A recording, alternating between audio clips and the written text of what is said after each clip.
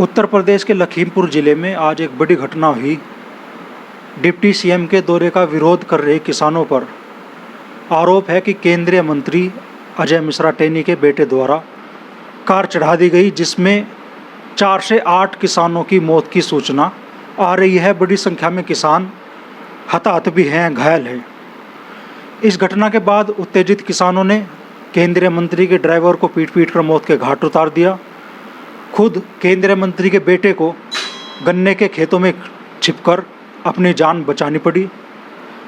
इस घटना के बाद पूरे देश के किसानों में आक्रोश है और इस मुद्दे पर हमारे साथ बात करने के लिए इस वक्त मौजूद है आज की तारीख में देश में किसान आंदोलन का सबसे बड़ा चेहरा बन चुके राकेश टिकैत के पुत्र चरण सिंह टिकैत। चरण सिंह भाई, इस पूरे घटनाक्रम को आप किस तरीके से देखते हैं? ये निंदनीय घटना है। विरोध कर रहे हैं, करीबन 10.5 महीने हो गए 3 कृषि कानून का विरोध कर रहे हैं। उसमें पानी की बौछार, ये सारी चीज़ तो हमने झेल भी ली, सारी चीज़ कर ली। लेकिन जो आज की घटना हुई, गाड़ी स्पीड में ला के किसानों के ऊपर चढ़ाई गई, वहाँ पे हवाई फायरिंग की गई, फायरिंग भी हुई वहाँ पे। करीबन 6 से 7 किसान शहीद भी हो चुके हैं अभी तक और कई लोग घायल भी हैं। तो किस मुहिम पर सरकार जा रही, क्या सरकार चाह रही, उत्तर प्रदेश सरकार या भाजपा सरकार, वो उनकी मानसिकता है। आंदोलन को नहीं कुचल रखती थी तो अब किसानों को कुचलने का काम ये सरकार कर रही है। ऐसा भी आरोप है और संयुक्त किसान मोर्चा के नेताओं ने भी आरोप लगाया है कि एक किसान के सर में गोली मारकर उसकी हत्या की गई इन्हीं आरोपियों द्वारा। सोशल मीडिया से जानकारी मिल रही है काफ़ी सारी कि वहाँ पे गोलियां वगैरह भी चली हैं और अपना बहुत तेज़ी में 3-4 गाड़ियाँ बहुत स्पीड में निकल के गई। विरोध प्रदर्शन हम शांतिपूर्वक कर रहे थे, उसको ख़त्म करके हम अपने घर पे जा रहे थे, सभी किसान भाई अपने घर पे जा रहे थे। लेकिन पीछे से अपना टक्कर मार के, ये बहुत गलत सरकार की नीति है कि पीछे से हमला करना। सामने से हमला हुआ, कितनी बार हमला हुआ, हरियाणा में हुआ, पंजाब में हुआ, यूपी में हुआ, लेकिन पीछे से हमला ये किसान बर्दाश्त नहीं करेगा। ये सरकार का पतन शुरू हो चुका आज से ही। उत्तर प्रदेश में कभी ऐसी अप्रिय घटना नहीं हुई थी कि कहीं कुछ दंगा फसाद या ऐसा टेरर हुआ था, लेकिन इस सरकार का पतन शुरू हो गया। ये उत्तर प्रदेश से जाएगी सरकार। एक केंद्रीय मंत्री के बेटे की कोई विशेष भूमिका नहीं होनी चाहिए थी इस पूरे मामले में, और उन पे आरोप है कि किसानों पे गाड़ियाँ चढ़ा दी गई। सत्ता का अहंकार था क्या? सत्ता का अहंकार और नशा, सत्ता का नशा। गृह मंत्री का बेटा है, सोचता है भाई पुलिस प्रशासन जेब में है, अधिकारी जेब में है, डीएम जेब में है, ये किसी के नहीं हो सके। इन्होंने तो नाश कर दिया देश का, प्रदेश का।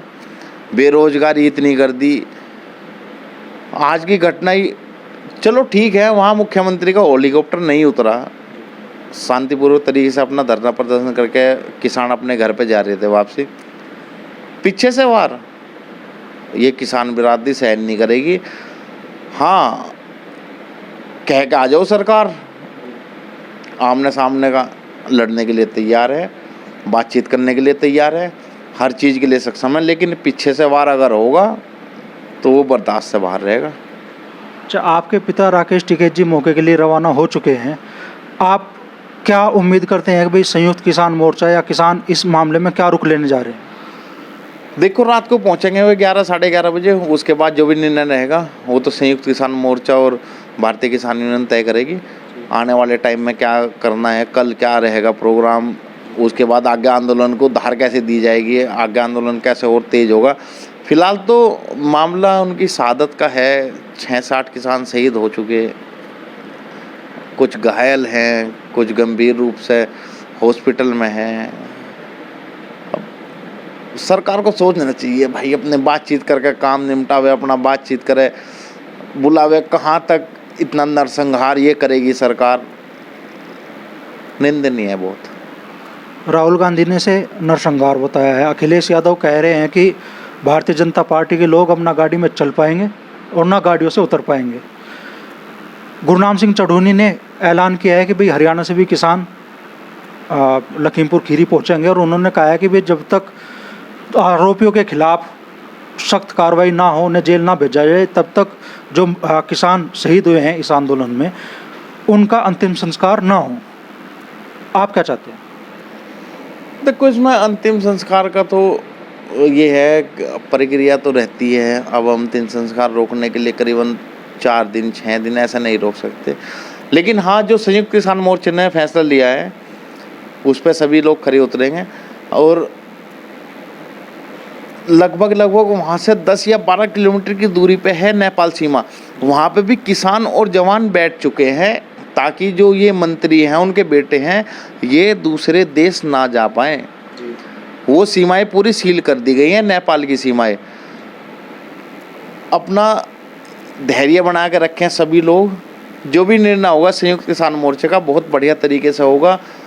इसमें बढ़िया तरीके क्या बोलते हैं, अब शहादत हो चुकी है 8 किसानों की, लेकिन किसान अपना डटे हुए हैं, अभी बैठे हुए हैं वहीं पे। करीबन रात को 11 साढ़े 11 बजे 12 बजे तक जब भी राकेश टिकैत जी संयुक्त किसान मोर्चे के लोग वहाँ पे पहुँचेंगे, जब तक तो शायद अंतिम संस्कार नहीं होगा। उसके बाद की जो प्रक्रिया रहती है वो तो परमात्मा की है, करेंगे उसको भी। इस घटना के बाद देश में कई जगह से खबरें आ रही है कि किसानों ने जाम लगा दिए हैं, उग्र प्रदर्शन हो रहे हैं।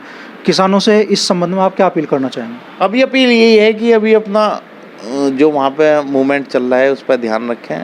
जो आने वाला जो भी संयुक्त किसान मोर्चे की कॉल रहेगी उस पर ध्यान रखें। अभी जाम वगैरह का कोई आह्वान नहीं किया, लेकिन कल क्या होगा उसका शायद अंदाज़ा भारत सरकार या उत्तर प्रदेश सरकार को भी नहीं है।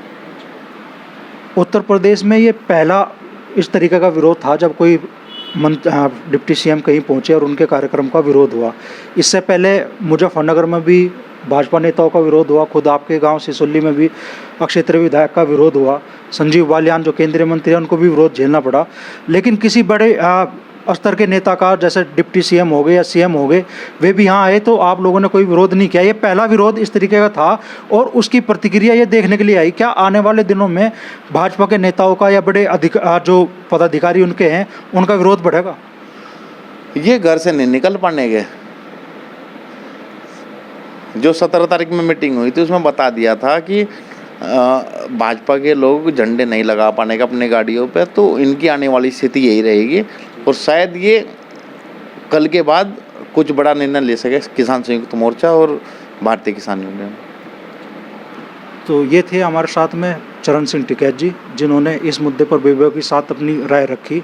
आपसे अनुरोध है कि ASB न्यूज़ इंडिया के डिजिटल पैनल पर हमसे जुड़े रहें। हमारे फेसबुक पेज और यूट्यूब चैनल को भी लाइक करें, सब्सक्राइब करें। धन्यवाद।